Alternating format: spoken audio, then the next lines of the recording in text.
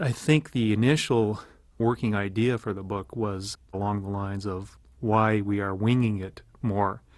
And I had been watching the Olympics, I think in 2004, in which a number of American relay racers dropped batons that cost us gold medals.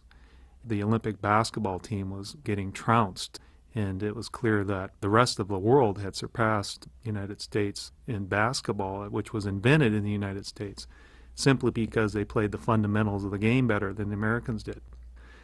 And then about that time is when Blink came out.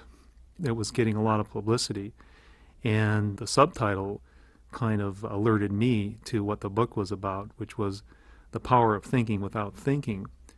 And yes, at that point it sort of crystallized the whole idea for the book in terms of providing it a focus. I remember thinking at the time, blink isn't our problem, it's think that's our problem. And that's sort of where it took off from that point. I guess what surprised me was I essentially outlined a lot of the book in chapter form with an assumption that my ideas would pan out and would actually be confirmed by evidence. I had bits and pieces of things and ideas that I knew would go into the book, but as I dug into the research, I was pleasantly surprised at how much of my original assumptions were validated by the research, by the papers, by the data. In particular, one example I think was in the chapter on history, the American history, how Americans think. I had read a bit about this, but certainly wasn't an expert or anything, but my theory was that Americans were at one time a very empirical based culture, and its whole historical experience was based on reasoning and logic and the evidence. When I got into that chapter, I found a lot of historical evidence for that view in terms of what happened during the Revolution and what happened during the founding of the country from the Puritans onward right through the settlement of the West.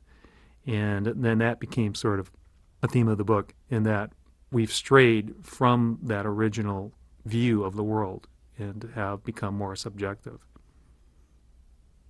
The book is partly an analysis of, I would say, a comprehensive analysis of many of the things that we know are wrong but haven't been fully explored or explained.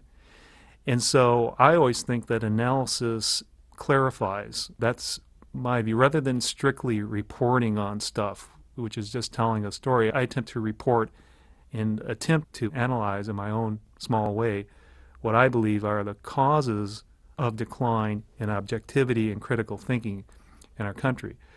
And then in the second part, there are actual prescriptive fixes proposed to allow people to sort of come away with something tangible in attacking this problem.